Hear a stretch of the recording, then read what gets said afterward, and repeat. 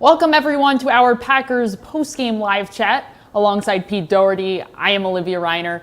The Packers fell in their final preseason game against the Buffalo Bills, who pulled out a victory 19-0. This is the first time since 1987 that the Packers have gone scoreless all preseason. Listen, that doesn't matter. What matters is some of the individual performances out on the field today. We'll give you the latest and the lowdown on all of that in just a moment. Before we begin, as always, you can be a part of our conversation. If you're over on Facebook or YouTube, leave us a question down in the chat. Pete and I would love to hear from you. We'll get to some of your thoughts toward the end of our conversation today. It was a roller coaster of a day for quarterback Jordan Love. There was plenty of good, plenty of not so good. The good was that it was his first time on the road getting to use the hard count. He was able to get the defense to jump off sides a few times. He even had a free play. Another aspect that was pretty good about Jordan Love's play, he was able to move the ball downfield pretty well. He ended up hitting Malik Taylor on a long gain on fourth down. Showed really good patience on that play in particular. Could have hit wide receiver Amari for a shorter gain, but ultimately ended up holding the ball and finding Malik Taylor down the field. The not so good was his interception in the end zone. Not great. Even Love said at the very end of the game following the game during his post-game press conference that if he had the opportunity to do it over again, he would have tried to get rid of the ball, throw it out of bounds. Overall, how did Love look in this second preseason game of his first game in 2 weeks? Yeah, pretty much a lot like he has, in camp, and you've seen it in camp too. There were, if I'm the Packers, the thing I might like most about the guy is he's a quarterback. He wants to play quarterback. He sits in the pocket and he waits, and he delivers the ball. He finally scrambled today. He had 2 scrambles, one for a first down. He shows he can run fairly well. But he's not one of those guys who's just looking to, even though he's a pretty good athlete, he's not looking to bolt the pocket at the first sign of trouble. So if you're the Packers, you got to like that. And he did. He moved the ball up and down the field fairly well. But those 2 throws he had those are just disaster plays. I mean, those are things you just absolutely cannot do. Now, I was thinking about this, and in his defense, like in practice, he knows he's not going to get hit, so he doesn't have those plays because when the rushers get close, they pull up, and so he can move around and then make a play, whereas he's just got to make an instantaneous decision there. And it's been basically almost 2 years, more than a year and a half since he's played in a game where it was actually live action. So, he's kind of a rookie in that way, even though he's not a rookie. But those are just, you absolutely can't. One was intercepted. One could have easily been intercepted. They're both down there in the red zone. You absolutely cannot have that. Or that's how you lose games. And the question will be with him, kind of like it's been for a guy like, for instance, Jameis Winston, is this kind of who he is, and is he going to make these kind of decisions regularly, 2 years from now, 3 years from now, or is this something that he can break himself up quickly and learn, get rid of the ball, even take the sack if you have to, but do not put it up for grabs unless, it's your last play in the game's on the line. Let's take a look at Jordan Love's overall performance this preseason. Love played about 3 full quarters through 2 games. His final count here, 24 completions, 35 attempts, 271 yards, a touchdown, and an interception, and an 89.1 passer rating. What did the Packers learn about Jordan Love through 2 games that they didn't know last season? I think they got a chance to see there's enough talent there that you can see why they and some other teams thought this guy was a first-round pick. And it was pretty interesting that they were going against the Bills starters those first few series there. And they did move the ball, and they didn't have their starting tackles in the game, didn't have their starting running back, their starting receivers. So, there some good things that happened for them. And but I think probably more than anything, what they learned and what they now know for sure is this guy is obviously not ready to be a starting quarterback who's going to win very many games right now in the NFL. With cutdowns looming, today was the last opportunity for some of the bottom of the roster players to make a case for themselves as they seek to make the initial 53-man roster. Some of those players that were looking to have a big game, including various defensive backs like Kabion Ento, Isaac Yiadom, and Ennis Gaines. All three of those players didn't have their best game today. There were a couple instances we saw missed tackles, we saw poor coverage. How did they impact their case for making the 53? Yeah, things might have gotten a little more interesting, although I don't know that anybody at those positions did anything to displace them either. So it'll be interesting to see. I mean, Gaines pretty much whipped on that tackle on the quarterback. That was a weird looking play. I don't know. I don't understand why he didn't get a good shot in there on the scramble for a touchdown. But I think it was Jake Fromm was the quarterback on that play. I'm not sure what happened there. If he all of a sudden was still in the practice mindset that you can't hit those guys, or what he was thinking. But that looked really bad. Ento missed the tackle. Sternberger missed. Not that he's suspended the first 2 games, but he's going to want a roster spot when the suspension ends. He missed a huge block down on the goal line on 3rd and 1 that basically wrecked that drive. There were some guys who with a lot on the line who certainly didn't do anything to go seize the day. Meanwhile, there were a few players that helped their cases as they seek to make the 53. Wide receiver Malik Taylor continued to build on his strong preseason performance. He had 5 receptions for 69 yards today. Defensive lineman Jack Heflin had a quarterback hit and a tackle for loss. Then we saw inside linebacker Isaiah Mcduffie lead the team with 9 tackles and a quarterback hit. Who of that list might make the team? I think, Taylor, I kind of think that probably solidified his spot, didn't it? We don't know for sure and what other things they're thinking about, but he played a lot of snaps on special teams last year, and that's a big part of being the 6th receiver. And he was basically the guy that they were looking for today.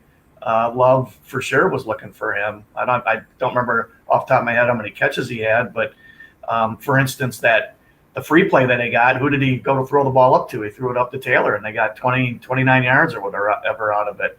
I wonder if Heflin, might have made it, although he did have a shot at a sack, and he slipped right through the tackle there.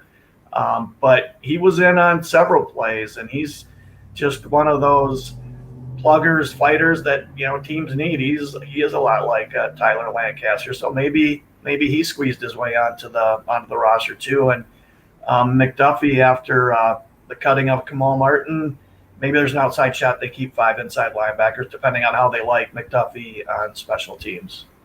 What do you think, Packers fans? Who is making the initial 53? That might be a surprise to some folks out there. Let us know in the comments now. Let's head over to Facebook and YouTube for some of your thoughts, your questions. We appreciate seeing all of you, and thanks for sticking with us here.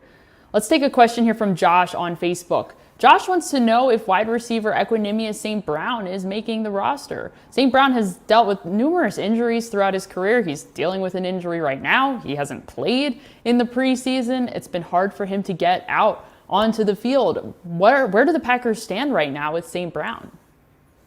Just guessing outside looking in that he's not going to make it. He's just been hurt so much his first 3 years, and now he's missed a lot of this camp with the hamstring injury. He's got some ability. He's got great size, a lot of things to like. But I have trouble seeing them using a roster spot on him when his health has just been so shaky for so long. Teams they rarely do that. I don't know if somebody else would snag him if he gets cut, or if they could be a spot in the practice squad for him. Don't even know if he'll be ready to play. He's, I think because he missed practice last week, or at least the last couple practices because of that hamstring also. So not sure if he'll be ready to go for the opener or not. Big question mark next to Equanimeous St. Brown's name as general manager Brian Gutekunst looks to trim down the roster to 53 on Tuesday. Thank you, Josh, for your question. Jim over on Facebook wants to know if we can predict who will have a better year at wide receiver for the Packers, Randall Cobb or Amari Rodgers. I'm assuming you're not talking about Aaron Rodgers. Aaron Rodgers hopefully won't be playing any receiver for the Packers. The two of them play very similar roles as slot receivers. Amari Rodgers is a rookie. Randall Cobb has been in this league for a very long time. Who will the Packers rely on more to be their slot receiver this upcoming season? Yeah, that's an interesting and difficult question to answer and to know. Cobb will probably have decent numbers. Rodgers is going to throw him the ball, and when plays break down, their chemistry, there'll be some connections there. I do wonder if Cobb's a smaller guy, and he's not. Rodgers is short, but he is thick, and Cobb is what? He's at least 30, maybe 31. I could see him getting hurt and missing games too. So then Amari Rodgers' numbers would go up. I'm trying to formulate an answer here. I'm being a little evasive. If it's me, I'd rather by the end of the year, I'd probably rather have Rodgers on the field than Cobb, just because I think he'll improve more during the season if he plays a lot and practices a lot. But the Packers may see it differently. Cobb has been on their number one 2-minute offense, and he's been getting reps ahead of Rodgers for the last week and a half or 2 weeks. So the Packers might see it a lot differently than I do, and I could be wrong. We'll see which route, no pun intended, the Packers decide to go down come time for the regular season. Thank you, Jim, for your question. Let's take a question from Roy on Facebook. Roy asks, so what should the Packers do with Jordan Love? Should we trade him by the end of the season? Let's say, Pete, that Aaron Rodgers has another MVP caliber season. What does general manager try to do either to get quarterback Aaron Rodgers to come back to Green Bay and continue to play for the Packers, or perhaps he goes a different route? Well, if Rodgers will re-sign and he has an MVP kind of season, even if he's not MVP, if he's in the discussion, if Rodgers will re-sign, I'd re-sign him if I were them. But maybe he won't be open to it. Maybe he'll just want out anyway.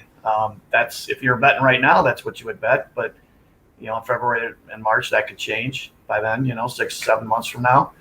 If that happens, then sure, you at least consider trading Love if you can get a lot for him. Now he's a relatively cheap rookie contract, so it's if you like him as your backup, the guys get hurt. I mean, it would be a good security blanket to have a guy you like as your backup. But if you can get a 1 for him, then you have to at least think about trading him. I don't know that anybody would give that up for him at this point, unless they just love the guy coming out. Considering where he was picked, a lot of teams had a shot at him in that first round. So I don't know if anybody would be really ready to give that up. Maybe if they do re-sign Rodgers in the offseason, maybe next year after Love gets another full preseason in, plus all the reps he's going to get in practice this season, he'll have more trade value a year from now or a year and a half from now. It's a little too early to be having this conversation. I'm sure it will come back up once the regular season is over and we have a better idea of where the Packers quarterbacks stand. Thank you, Roy, for your question. Let's go to Joanne on Facebook.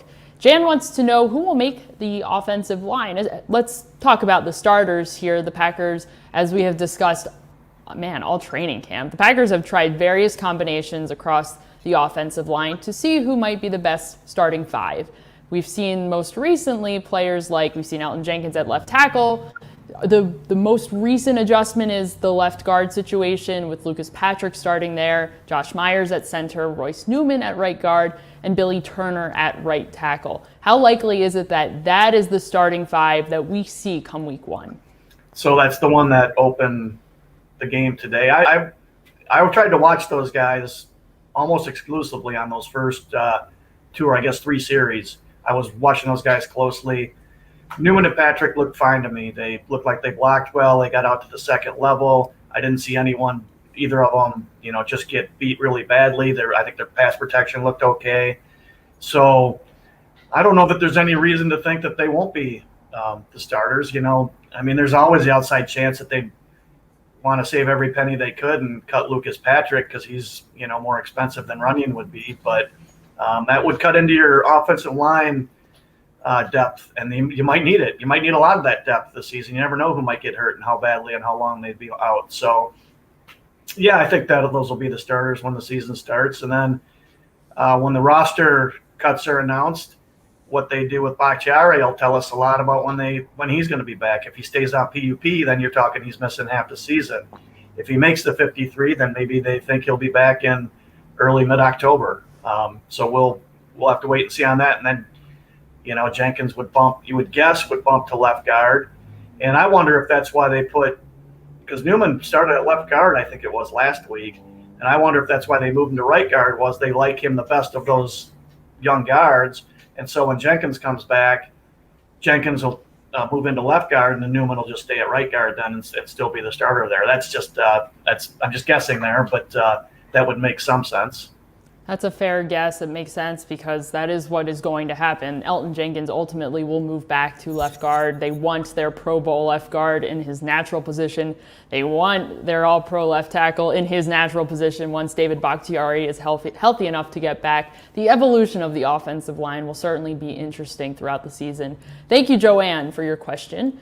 Mark on Facebook provides some nice perspective to the preseason. These games are about making roster spots and giving younger players tape for other teams to pick off of. Fans, relax. The Packers' #1 guys will dominate. The season begins next week. What is Matt Lafleur's long-term vision? And by long-term, I mean looking ahead to the regular season when it comes to his approach to benching his starters during the preseason? Yeah, the fact that they had, at least 30 guys not suit up for each of those games, that tells you everything about where he thinks they are as a franchise and where they are especially within his offense. And it tells you, the outcome of these games it means nothing. I think I read where it's been since 87 or 89 since the Packers went winless in the preseason, but it doesn't count for anything. Is there anybody out there who just instantly, without looking it up, could tell you what the Packers record was in the preseason last year? I have no clue. I don't know if you do, Olivia. With your sharp memory, you might, but last year they didn't play any games, so I can tell you the record. I meant 2 years ago. So 2 years ago. And you weren't here for that, so you wouldn't know. So I don't know. It obviously doesn't mean anything to Lafleur when push comes to shove, whether they win or not. And it is. It's all about, Mark is right, it's all about evaluation, who makes the team and who doesn't, and choosing a couple starting spots like they did with the guards this year in camp. And the big thing is coming out healthy. They are super, super healthy, except Zadarius Smith has to be at least a little worrisome. He missed a big chunk of camp, came back for, I think, 1 day, and then was back to some practices because of that back injury. And Lafleur said it's not a given that he'll be ready for the opener. So that's obviously a super important player. So they're very, very healthy, except for that one very important exception. Thank you, Mark, for your question. Rod on Facebook wants to know, will the Packers be looking for another punter? They have another punter, Mason Crosby, the kicker. He got an opportunity to punt in today's game. Head coach Matt Lafleur said after the game that J.K. Scott got a little crampy. It was pretty hot out, so they rolled Mason Crosby out there. And hey, it wasn't the most perfect punt of all time, but hey, for a kicker who doesn't get to punt all the time, not too bad. But in seriousness, trying to answer Rod's question, how confident are the Packers in J.K. Scott, and would they consider looking outside of the organization to bring somebody else in? Oh, I'm sure they've got a ready list. He didn't punt great in the preseason games. They didn't do much live punting in practice. They hardly did any in camp. Now, those guys do a lot of their work in the Hudson Center, the specialists, while practice is going on out in the practice field. But he's going to have to show some improvement. He's a talent. I think he's a really talented guy. And I'm not a scout, so take it for what it's worth. But just watching the leg swing and how the leverage he gets and the way the ball sounds coming off his foot. I've been doing this since '93, and Crank Hentrick was more talented, I think, and John Ryan was pretty talented. But this guy is right up with Ryan as far as just pure talent. But at a certain point, that's got to transfer to accurate punting during the games, no shanks, especially at key times. I don't think they would just pick up somebody and replace him before the season starts. But, they've done surprise things in the past, so you never know for sure what they're thinking. Thank you, Rod, for your question. Let's go to Matthew on Facebook. Matthew wants to know, what receivers are the Packers going to keep besides Devontae Adams and Allen Lazard? How many receivers, I'll throw in there too, Pete, do you think the Packers will keep? And who are the locks and maybe some of the players that might be on the bubble? I'm not seeing any reason to keep more than 6. So the locks would be Adams, Lazard, Valdez-Scantling, Amari Rogers, who I'm forgetting somebody. Oh, Cobb. I almost said Ty Cobb. Cobb. So there's 5, and then Taylor's looks very likely for the 6th. I mean, those other guys, they're okay, but I don't know that there's any reason where they need to keep them on the 53 when that spot might be more valuable for offensive line or some position on defense or tight end. So that would be my guess, is those are the 6 who make it. And then, Beggleton or St. Brown or, maybe even both would make – I could see, being on the practice squad. I think they get 16 players. I think that's right, on the practice squad. Yep. Thank you, Matthew, for your question. I'll take your second question here as well, Matthew. This is another way down the line prediction, and it's hard to see this far into the future without any regular seasons games having been played yet. However, Matthew wants to know, do you think the Packers can make it to the Super Bowl this year? Matthew said the gut feeling is yes, perhaps they can. The Packers made it to the NFC Championship game twice in the past 2 seasons. They have a lot of carryover from their roster, especially on offense, really on defense too, between last season and this season. What does that mean for their chances of potentially making it to the Super Bowl this year? I'm thinking they're as good as anybody's. San Francisco will be good this year. They just got totally wiped out by injuries last season. Now they're healthier. The Rams are going to be good. Of course, the Bucs have a ton of talent down there, and they brought literally like almost everybody back. So there are good teams, but I don't know why the Packers' chances would be any worse. I mean, their receiving core looks better this year. Right? Aaron Rodgers, I don't remember him ever looking sharper in training camp than he's looked this year. A lot will depend on how the new defensive coordinator is and how that goes over and whether they get any improvement there. But I'm thinking their chances are as good as anybody's, put it that way. Thank you, Matthew, for your question, and thank all of you so much for joining us. I have a somewhat sad announcement to make for you, everybody, right now. Today is actually my last live stream. It's my last time chatting with all of you. This is my last day with the Journal-Sentinel. Covering the Packers for the last 3 years has been a real pleasure. I will be switching to a new role over in Philadelphia, working for the Philadelphia Inquirer, covering the Philadelphia Flyers, which is a very exciting opportunity. However, it is very bittersweet to be leaving. I will be on the podcast. We're going to record the podcast tomorrow, so I'll get to go into a little bit more depth just about all the changes and my memories from the last several seasons. I'll try to have a good conversation with Tom and Ryan tomorrow, but it has been truly beyond my wildest dreams being able to do this with all of you all the time and to create some bonds with our viewers. And it's really rewarding to be able to come in here and to see some of you who are truly here every day and to have these relationships with you, to see the same names every day. It's really special. So I'm not disappearing. I'll still be on social media. I'll still be reachable by email. If you want to talk Packers, I'm sure I will be more focused on the team than I will probably like to be when I'm not actually working to cover the team. So not the end of the road for me, but the end of my road here. So it's like I said, it's been a real pleasure. We'll chat more on the podcast tomorrow, and I'll chat more with all of you online later on. But Pete, it's been a real pleasure also getting to do these live streams with you.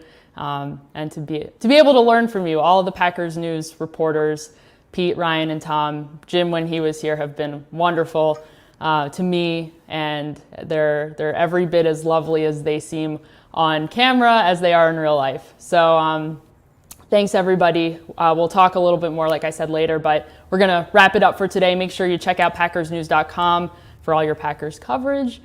Make sure you're subscribed. Check out the podcast tomorrow as well. And we will talk to you. Pete will talk to you very soon. I'll also talk to you very soon on the podcast. So for Pete Dougherty, I am Olivia Reiner. We will talk to you next.